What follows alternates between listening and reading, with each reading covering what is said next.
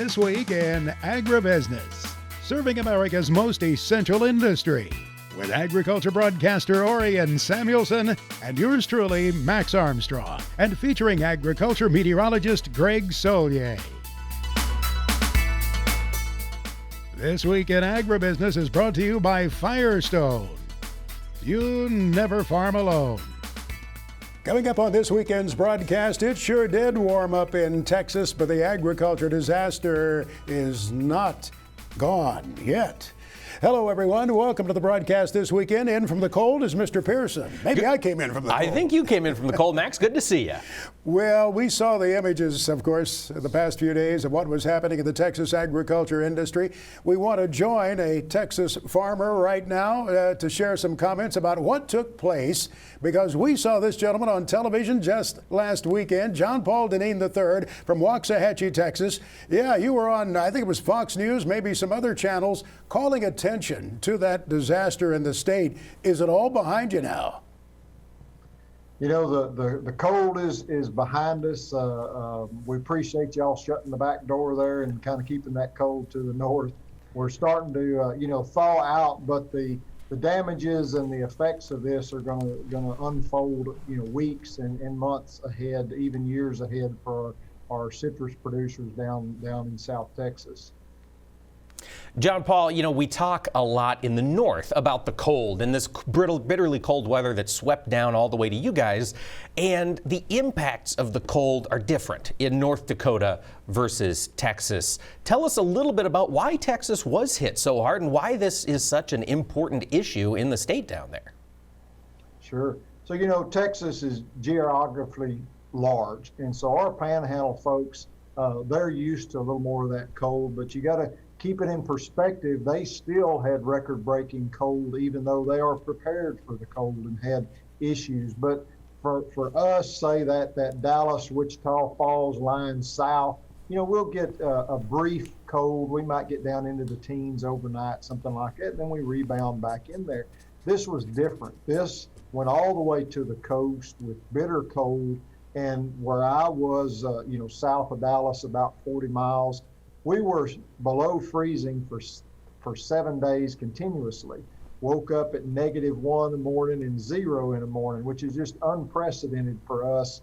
That ties records back to 1899. Jeez, that is cold. Let's talk a little bit about the dollar impact of this. I know it's still ongoing. We're still kind of getting things sorted out. But what have you heard so far as damages, John Paul? So as of this morning, it is on track to pass the Hurricane Harvey at $125 billion. The agriculture side of it all is still being reported, but it is heading north of $500 billion on there, $500 million. It's going to be an epic historical event damage-wise. It'll be something that'll take years, depending on what commodity or product you were raising, for that to kind of fully unwind and get back to some sort of normal. One thing we see in events such as this, John Paul, is farmers coming to the rescue. I mean, I think of what happens quite often in the Midwest. You'll have farmers going out on their tractors on the interstate to help highway crews and to bring people in from the cold and to help each other. I bet there was a lot of this neighborliness in the Lone Star State in that disaster. You bet. I mean, the stories, are like you say, all across the state. We were widespread, which was just unheard of electrical outage. The majority of the state was either in some sort of rolling blackout or completely blacked out for up to 6 days. And when that stuff shuts down, as y'all know, the rural water doesn't work. The pumps quit pumping.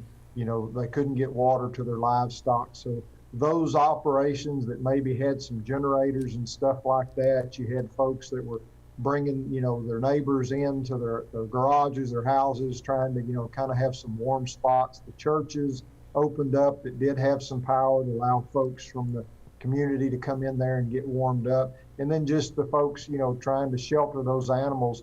We're in calving season because this is not normally a bitter cold month. And we were starting to get our planters out of the sheds, getting ready to plant spring crops and stuff. So there was all kind of, new life springing up on the farm because it's supposed to be springtime. And so there were folks doing the best that they could to keep those animals, those new babies warm, get them dried off and started. They're always the Monday morning quarterbacks, of course.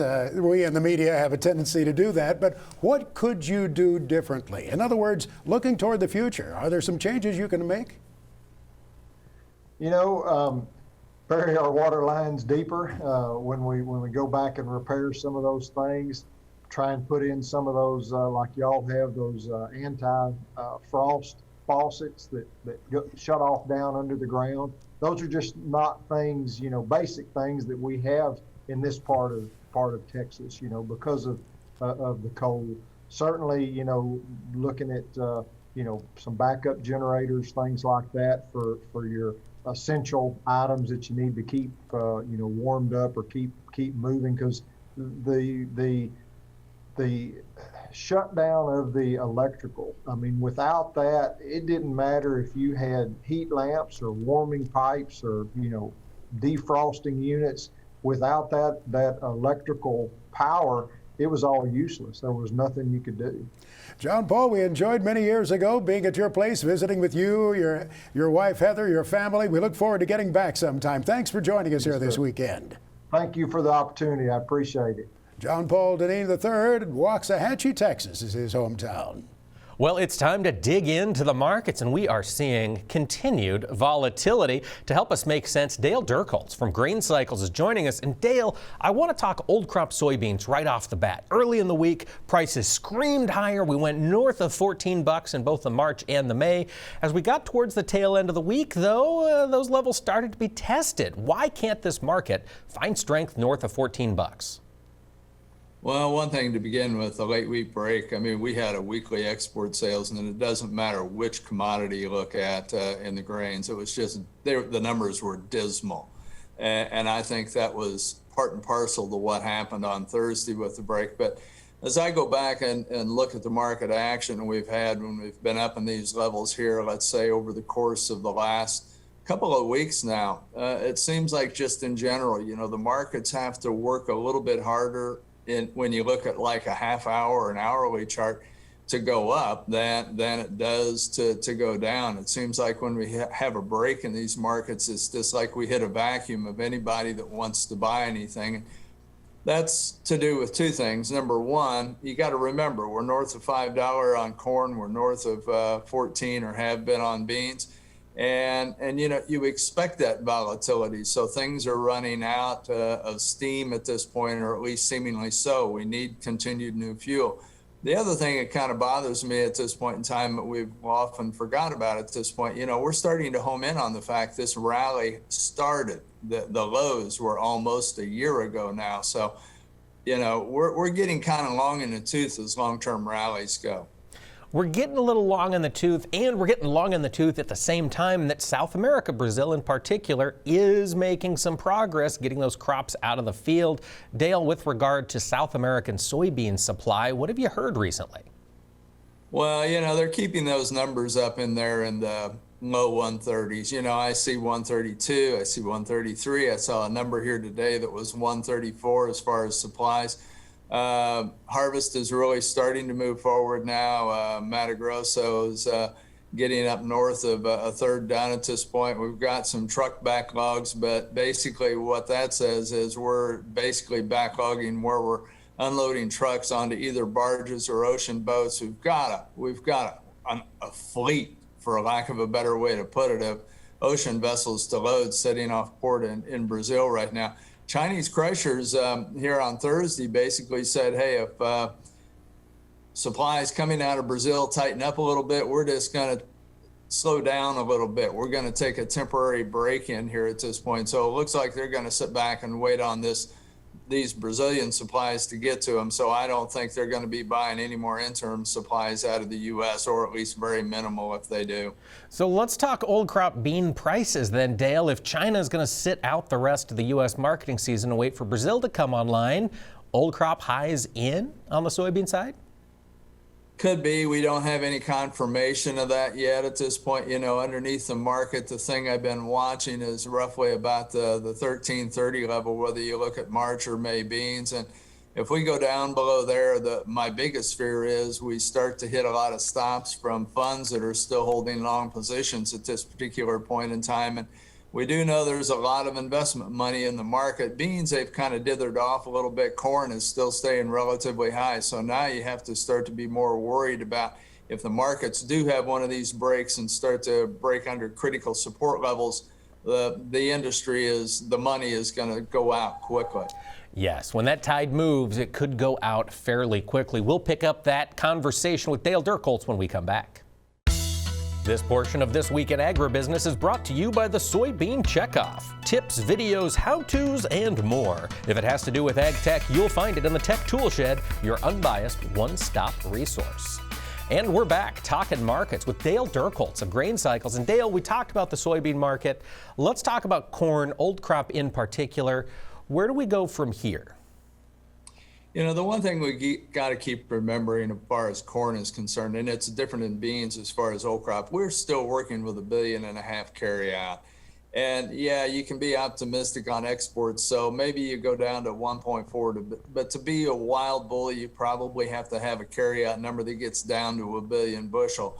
Another thing that's going to increasingly play in here at this point in corn and even in beans is right now we're taking the survey for that planting intentions report that comes the end of March. And with that at the moment, you know, you have to believe high prices, especially with the lift we got in new crop prices here over the last couple of weeks, that we're going to see some planting numbers that could be a little bit larger than what the USDA just put out in their ag outlook for them. And I'm going to take a look at that here a little bit later, but I think the emphasis is going to be those numbers are probably going to go up and not down. Right. Anytime you're dealing with these price levels, the incentive is always there to put more of that crop in the ground. But we got to deal with that crop as it gets harvested. And Dale, I want to pick your brain a little bit. This past week saw a big drop in ethanol production. Is that something we should be concerned about, or is this just the time of the year we see that annual maintenance tick in? No, this was really a short-term phenomenon we had in the ethanol sector, and it really had to do with the issues in Texas, the cold weather, but more importantly, the extraordinarily high prices we had in the short term for natural gas, which is used to power most of the ethanol plants. And it was actually more profitable for ethanol plants to schedule some downtime in the short term and sell the natural gas they would have otherwise, because they made more money doing that than actually operating the plant. So I think this is a 1, maybe 2 week phenomenon. With warmer weather now coming back, the Texas issue behind us right now, and the problem with the gas fields down there, I think, you know, we ramp back up to levels we had going into this. Gotcha. Real quickly. Okay. Now, you mentioned the cold weather, and, you know, that's definitely driven a lot of news. One of the places it had a kind of surprise impact, Dale, was on the cattle industry, particularly the slaughter pace. We saw, you know, potentially 100,000 head back up this past week in Texas as slaughter plants closed. Is that a concern you've got here as we move out to the future looking at the livestock market? You know, that's a little bit of a short-term concern. We've got to remember, you know, coming into this year and coming into the winter, and when I speak of the year, the beginning of the calendar year, you know, we had really heavy weights on both cattle and hogs. And we really need to work those weights down to start to get our live supplies at a manageable level at this point. But once we do that, I think we're going to be in better shape. The cattle numbers are still going to be a little bit of a problem, but hogs, we're now working our way through the heavy supplies. You know, we get here as we go through the spring, but I think it paves the way. We'll be in good shape once we get deeper into the spring and on into the summer. But bringing weights down will do nothing more than really helping the livestock market at this point. So it was kind of a short-term pinch, a short-term phenomenon, much like we had last year with COVID, although this one isn't going to last as long, I don't believe. All right, Dale Dirkholtz from Grain Cycles. Chad Colby's look at agriculture technology comes your way next, brought to you by the IBM Watson Decision Platform, combining AI with Internet of Things data to help agribusiness increase yields, improve quality, and drive sustainability. Some of you who also follow Chad Colby watched his epic journey last week on a snowmobile. This wasn't your granddad's snowmobile. The technology has indeed advanced. Side-by-side vehicles have been around our farms and ranches since the early 90s, and the technology in these machines today is quite impressive. It's very automotive-like on the inside, and it certainly has all the feature and creature comforts that you would expect. Air conditioning, power steering, GPS systems, all those things to make these vehicles very efficient on your farms and ranches. And long before we had side-by-sides, we had snowmobiles. Check out the latest edition from Polaris. That's a 2021 Indy 650. It's even got an optional big automotive-style GPS dash you can put in this sled. And if you compare that to a 1990 edition, well, things are a lot different. I've been riding snowmobiles all my life, and I've literally rode tens of thousands of miles on sleds just like this. And let me tell you, those old sleds were state-of-the-art back in the day, but they don't hold a candle to the new ones. But when you look at this old one, still is really cool. This is a barn find. It's only got 1,200 miles on it. It was found in central Illinois. 3-cylinder engine makes a real unique sound. But you compare that engine package to the new sled, and it is completely different. I had those shields off the new sled in just literally a minute or two. But suspension is a big deal. You can see how low slung that old sled is compared to the new one. And the obvious, the rider position is a lot different. You look at how much higher I sit on the new sled compared to my friend Brian. As far as pricing goes, the old sled was about $6,000. The new one's a little over 13. The new sled's got about 30 more horsepower than that old one as well. And I'm willing to bet I'm not the only one on This Week in Agribusiness that's rode a snowmobile before. Thank you, Chad. And that's right, Chad, you're not the only one with snowmobile expertise. Max, my dad bought a snowmobile one winter when he couldn't get into work from the mid-'70s, and I think it ran twice in the years that we owned it. So Mark let cobwebs grow on that thing. Yes. Yeah, we were pretty good cobweb farmers. But folks, don't go away. We'll have more This Week in Agribusiness coming up.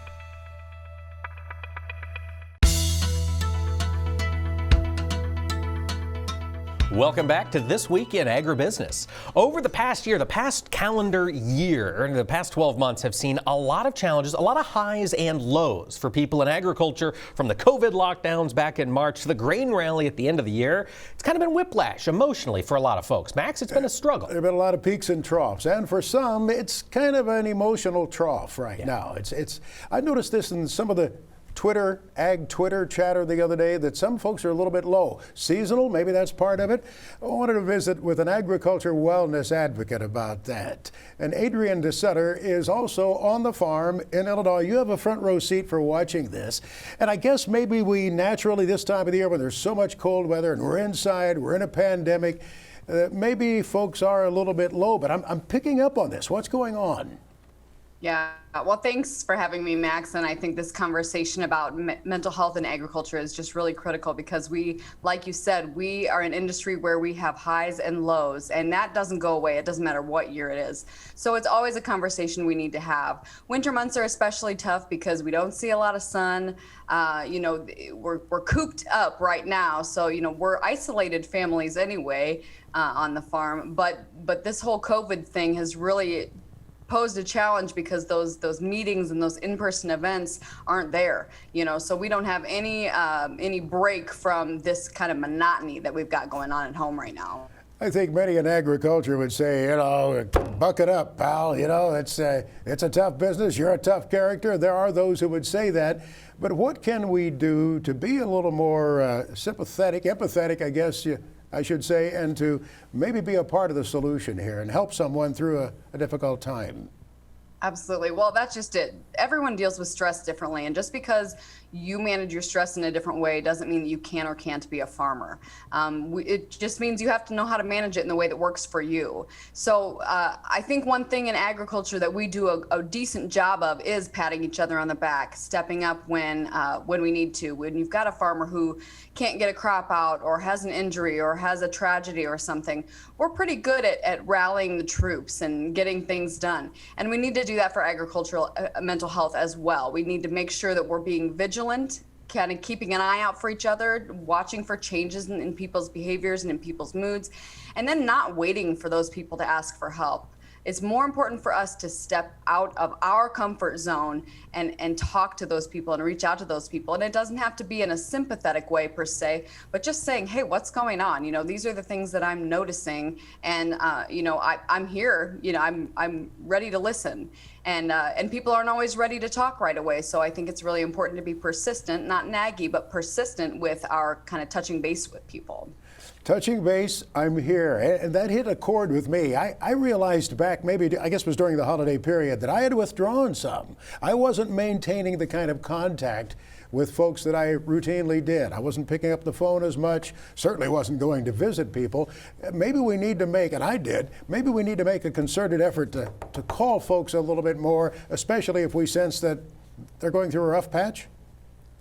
Absolutely. I mean, making contact is so important. And again, we're isolated individuals. Some of us are introverts. We like to be at home. You know, that's kind of part of the characteristic of a farmer in some sense. But again, when we don't have any break from that, we don't always realize how much we need each other and we need social interaction. Even just a little bit of it is a really important thing. So we've got to make sure that we get uncomfortable a little bit and step out of our box and ask those questions. Because when I first started advocating, I will never forget a friend of mine who had lost her, I think, father-in-law to suicide. He was a farmer. She said, I understand that these conversations are uncomfortable. I get that. But think of how uncomfortable our life is right now. You know, we're missing someone, and it's a very uncomfortable life. And so if you can get yourself uncomfortable for just a few minutes to have those conversations, to do those check-ins, it really could make a difference in someone's life, in someone's day, in someone's family. Well, Adrian, give us a little bit of a guideline then for getting uncomfortable. So many of us in agriculture, we don't want to feel uncomfortable. I don't want to intrude on what you've got going on at home, so I'm not going to pry. Give us a script. How can we initiate that conversation? How can we get uncomfortable to unearth these sort of things? Absolutely. And the tricky part is that people are all different, and people do want to communicate in different ways. We have to respect that. As a general guideline, though, we have to do more listening than talking. The script is not as important as saying, you know, talk about what you're noticing that's different. You know, hey, I didn't see you show up for church. Hey, I haven't talked to you in so long. Usually we check base every couple weeks, or, you know, we see each other a little bit more often, and that isn't happening as much. How's it going? How are things? You know, it doesn't always have to be an icky question or you know, something's wrong type of conversation. It's just that touch base and that opening the door to conversation and then closing your mouth and opening your ears, right? We don't have to have the answers. You don't have to be a therapist. You don't have to be a doctor. But when someone's ready to talk, you need to be willing to listen. Not listen to respond, not listen to have all the answers, but listen to just hear what they're saying, show that empathy, show no judgment. This isn't something where you're hearing it and you're saying, well, I agree or disagree. This is something where you're saying, you know, I hear what you're saying. I may not be walking in your shoes, but I can see that it's impacting you. I see that it's a struggle for you. And I just want to let you know I'm here and I'm going to help you through this. You know, let's talk about what we can do together. Adrian, we sure appreciate it. Thanks for taking some time to join us here this weekend to visit about something very important in the rural community and how maybe we can be a part of that solution to help a friend when they really need us. Take care. Thank you so much. Adrian DeSutter on the farm in Illinois, who also has some expertise about relationships. There's more coming up on This Week in Agribusiness. This Week in Agribusiness, serving America's most essential industry, is brought to you by Firestone. You never farm alone. Hello, folks. Welcome back to This Week in Agribusiness.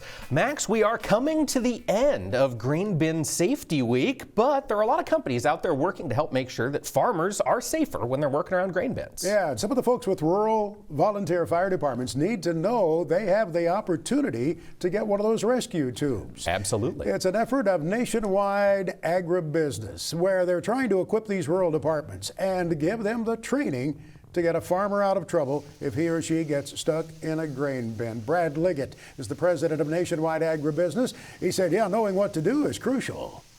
Yeah, absolutely. It's one thing to have, and you know this yourself from having been in a volunteer fire department years ago. It's every fire department wants to get out there and help and wants to get out there and save folks. They need the equipment, but just as important as the equipment is the training that goes along with it, how to use the equipment. And that both those things come in the program that we've put together. The equipment and the know-how are so crucial. I know we've had some entrapments that have been close to big cities, and they've had the tactical rescue squads come out and assist with the volunteer departments. But I think your program must be making a difference, simply because I've talked to a number of volunteers who said, we had our own training session. We're miles away from a big city. We're all we have to bring to the scene here. So this is so crucial to have one at least within a few miles of us. Yep. So the important thing is to make sure that you're working, especially Max, one trend that we're seeing, especially is that their small farms are getting so much bigger. And you and I have been at ag a long time, and I remember when a 10 or a 25,000 bushel bin was a big bin. That's no longer a big bin. And now these bins have gotten so big that when grain starts moving around in there, we're moving truckloads at a time. So the hazard's just increasing. And that just what makes it so important that we work with local communities and everyone's aware of what they have available. Brad, how does someone go about applying for their local fire department to try to get one of those rescue tubes and the training? Yeah, right now what I'd like everyone to think about is go to grainbinsafetyweek.com and you can nominate your local fire department there. And we do a fundraising campaign. We work with other agribusiness companies, our agency force, everyone get resources together so we can award tubes every year. We'll be awarding tubes again this year. Go to grainbinsafetyweek.com, nominate your local fire department between now and April 30th. Every year we get about 1,000 nominations. So we've just been thrilled to see how this program has really grown momentum over the years. I'd also point out, we said to ourselves, we need to make this beyond a week, beyond a one time a year event. So we also have a resource out there called thinkgrainbinsafety.com. And that's where you can go and get resources, information, a lot of good videos out there about how to make sure we avoid having a crisis out in the bin. Nationwide has awarded many of those grain rescue tubes over the past few years and the training that is necessary to use them. Once again, that deadline for applying for your local volunteer fire department is April 30th. Now, agriculture meteorologist Greg Solier brings us his farm weather forecast for the nation for the week ahead. It's presented by Pivot BioProven, the nitrogen-producing microbes that stay put, weather or not. We saw the announcement the other day in Central California that contracted amount of water for the agriculture industry will be just 5% of what is contracted there. The drought is back. It wasn't gone long, was it? Yeah, just maybe a marginal improvement from the storms of a few weeks ago. But as a whole, I think I saw something like 45% of California still in that exceptional to extreme drought category. And like we've been talking about for weeks and months gone by on this program, La Nina weather patterns are not conducive to getting recharge in winter storms on a regular basis during the water season into California in the Southwest. So that drought will be an ongoing story. Pretty benign weather pattern to the Pacific Northwest from the ice storm interior sections a couple of weeks ago. Milder air and snow melt. Boy, the snow cover has been here and there and everywhere, just like the 80-mile-an-hour winds and the bitter cold at times across the parts of Montana. One day it's in the 60s. The next day it's 30 to 40 below. More temperate weather pattern, the bottom line for this week. Still some mild air and some snow melt by day, refirming and freezing and crusting at night. A weak weather system ashore, Northern California and Pacific Northwest, middle to late parts of the week. Little, if anything, going on this week. Once again, central and southern valleys of California, great outdoor work weather. And of course, cleanup and recovery down across the cotton belt and the south end of winter wheat with a weak weather system, a few sprinkles of rain and perhaps flakes of snow, and perhaps a couple of snow showers in the southern Rockies. Milder air still and plenty of opportunity for cleanup and assessment. Southern plains on southward, a light system of snow and rain, parts of Nebraska Nebraska. A little bit of a cool-off slated for the valleys of California. Maybe a couple of showers Bay Area northward for the late portions of the week out there. In that heart of the country where the weather got so extreme a few days ago, is that all behind us now in terms of very cold temperatures? That's right. A nice respite. Not done with the cold, but that realignment, that polar vortex, that warming in the stratosphere, the displacement of the Arctic air southward is over with. You can certainly see it. A couple of weeks ago, 70, 75, almost 80% of the country had snow cover.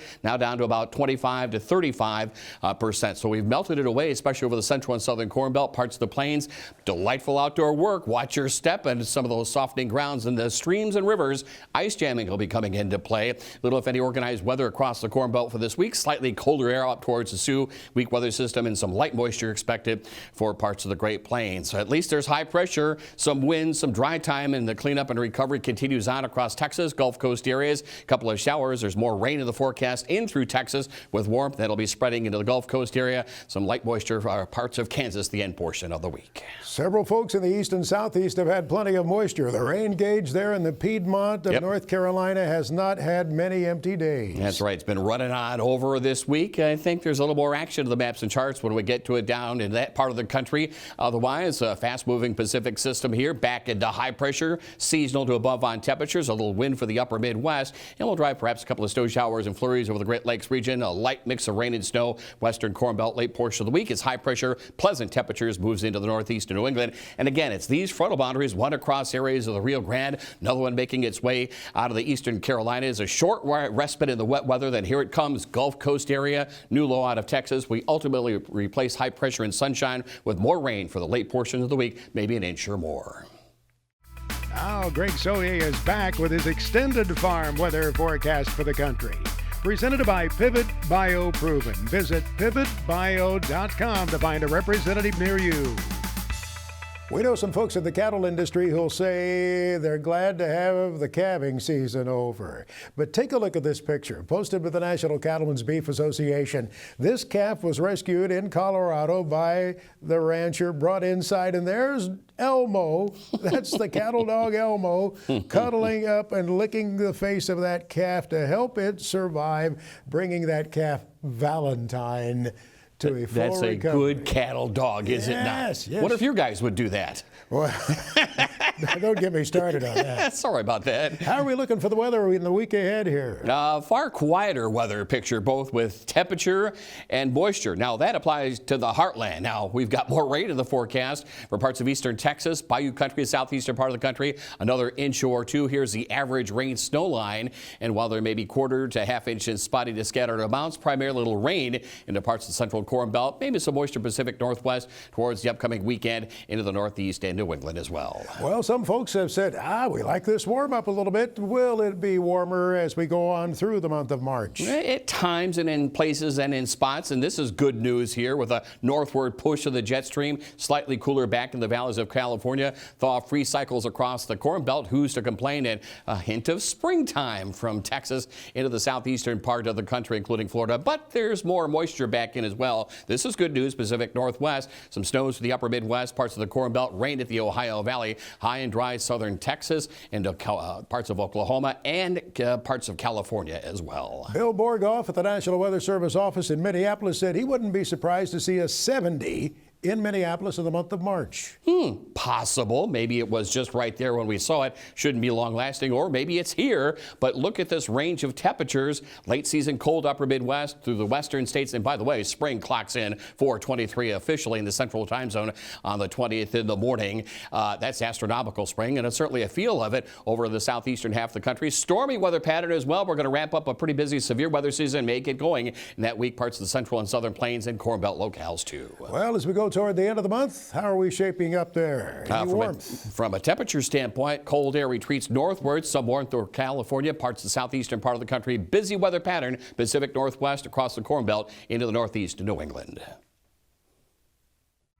Next on This Week in Agribusiness, it's Max's Tractor Shed, spotlighting another great American tractor. In the Tractor Shed this weekend, it's another heat houser weekend. Maybe the temperature's warmed up where you are. It might have gotten a little bit warm back there behind that canvas and plastic. Max's Tractor Shed is brought to you by Store Lock Tool Cabinets. Upgrading your shop will take a giant step when you get one of those cabinets. Oh yes, they are functional to be sure, but it's a cabinet you'll also be proud of. Call them at 1-800-STORE-LOCK. Tell them Max sent you. Go to their website, storelock.com. Well, do you take that heat houser off, that half cab off of there already? You know, it could still be fairly cold, and people don't want to be taking those off and putting it back on. Generally, it just goes on in the fall and comes off in the spring. And then in the summer, well, it gets hung up there on the top of the shed somewhere. This particular one belongs to Greg Hipple. It's on his Alice Chalmers 180 diesel, and he uses that tractor. Well, he planted corn and beans with it at one time, but now it rakes and bales and hauls manure, helps him feed the cattle, has 5,200 hours on it. Greg Hipple's Alice Chalmers at Solon, Iowa. Well, what's going to be crossing the block of the week ahead? We get an update each week from our friend Mark Stock at Big Iron Auctions. Here's the Big Iron Report.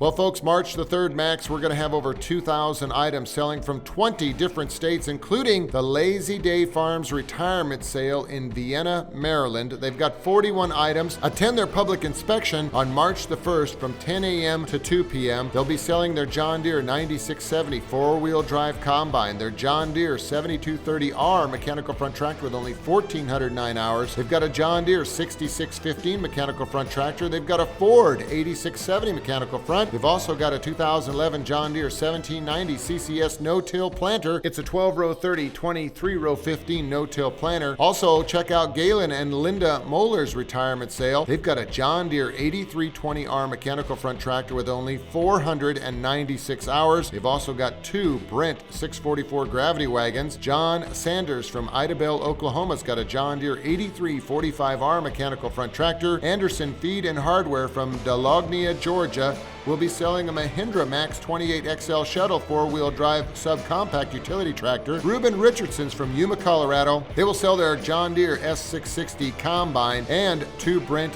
1282 grain carts. Great equipment selling with no reserve, Max, on the March 3rd Big Iron online auction. The FFA Chapter Tribute is sponsored by Nationwide, the #1 farm insurer in the country. To register your FFA chapter, go to nationwidesupportsffa.com. That's nationwidesupportsffa.com. Nationwide, we stand for you. This Week in Agribusiness is proud to continue our salute to the FFA, especially during National FFA Week. And to join us this week, Cabe Boyson, the Southeast Vice President for Iowa FFA. Cabe, looking at your backdrop, it looks like you're not in an office today. Tell us what you're up to. Yeah, actually this week, having National FFA this week, we've been super busy as state officers making sure to get to different chapters for chapter visits. I know it's been super busy. I've been at a different school every day this week. And Gabe, that's kind of a new thing. This is, you guys have been kind of restricted on visiting with chapters. It's got to be a nice change. Yeah, definitely. You know, we've kind of opened some more things up, being able to go to different chapters. I know in the last couple of weeks, I've went to about 7 different chapters, and in the next couple of weeks, I have about 5 more. So we're really starting to get back out to these members and get in person to have more interaction with them. That's fantastic. And I know it was also recently announced that the Iowa FFA Convention had some changes this year. Yeah, so we just had got it approved to move convention to Des Moines this year at Wells Fargo Arena. Them dates will be April 19th and 20th. So looking forward to that. We're going to have as many members and do as many contests as possible this year to kind of get back to a little bit of normalcy for our members. Absolutely, and that will be in person. So, Cabe, when you're done, when your year of service is up here to FFA, what's your future look like? You know, obviously, I think I'm looking into my future, and I have a huge passion for agriculture, leadership, those kinds of things. So I think my future, I really look forward to maybe being able to get back in the agriculture industry someday, make an impact. You know, I really appreciate some things as far as the maybe some politics side, maybe some sales side of things. So I really look forward to doing some things along those lines. Fantastic. Well, we wish you the best. Cabe Boyson, Southeast Vice President for Iowa FFA. Now, Samuelson Says. Insight and commentary from Orion Samuelson. Are you aware that in this past week we made political agricultural history on Capitol Hill because the U.S. Senate took up the confirmation of Tom Vilsack to serve as Secretary of Agriculture in the Biden administration. And by a 92-7 bipartisan vote, he will, for the second time, serve as Secretary of Agriculture. In my memory of Secretaries of Agriculture, the first person to be appointed to that cabinet position twice. And in a recent address at Colorado State University, he said there are some questions that are keeping him awake as he prepares to move into the job. Questions like, can we respond to the challenge of COVID-19 in a way that minimizes the damage to people and to the economy? Next question, can we be a department that provides access to its programs for everyone, not just to a select and privileged few? Number 3, are we in a position to be a major driver of transformation in agriculture and rural life that helps to lead the country to a better place as it tackles climate change? Can we assist in helping transform that rural economy so those moms and dads who are watching their sons and daughters and grandkids find a position for them in their small town, in their community? And these are, as he said, some very significant issues, and that's apart from the bioterrorism threat that could take place at any time, anywhere. He'll be awake a few nights trying to suggest policy and the new language of the Farm Bill. So let's wish him well as he takes on the job for the second time as Secretary of Agriculture. My thoughts on Samuelson Says.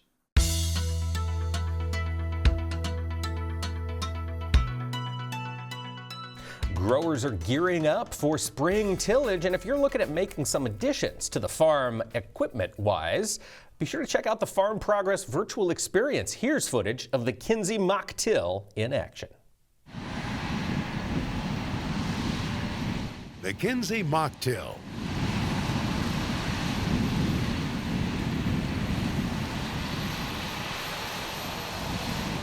You need to see the Kinsey Mock till in action.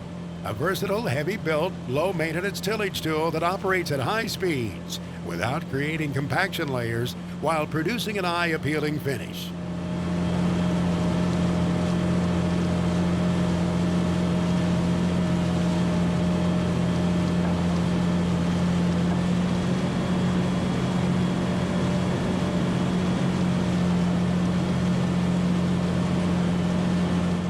Agronomic benefits include nutrient cycling and improved soil density for water infiltration and reduced erosion.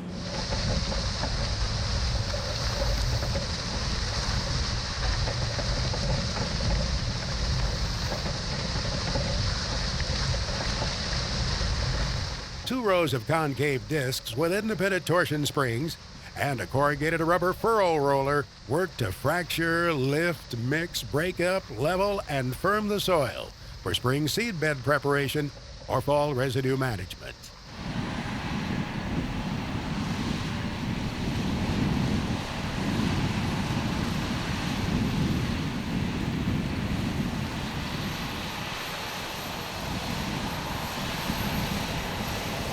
With Mock Till, you can cover 30 to 60 acres per hour, depending on the unit size, for improved productivity, as compared to typical tillage practices, up to 40% more acres per hour.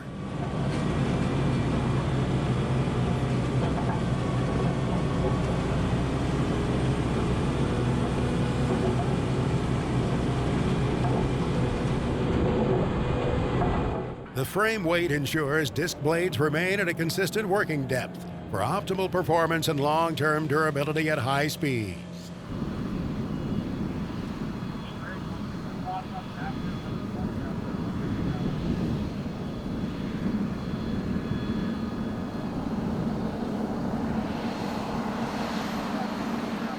This revolutionary hybrid horizontal tillage tool easily moves field to field with narrow transport widths of 13 to 16 feet.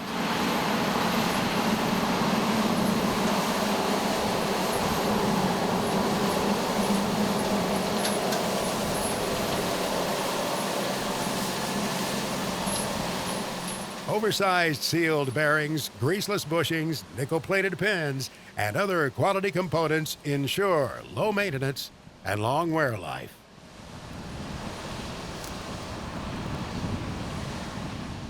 To see that video and all the rest from the Farm Progress virtual experience, visit farmprogressshow.com. You referenced the fact earlier this has been National FFA Week. What a great organization, deserving of our support. And there are many ways to support your chapter. Not just financially, but that's a good idea too. And oh, by the way, those ag advisors I maintain are the hardest working people in the world. I think a lot of folks would probably agree with you on that, Max. So we salute FFA and everybody who's a part of it. We look forward to being back here next weekend where we support FFA every week of the year on This Week in Agribusiness. So long, everyone. Closed captioning for This Week in Agribusiness is brought to you by Kubota. Shape your world. This Week in Agribusiness is brought to you by Firestone. You never farm alone.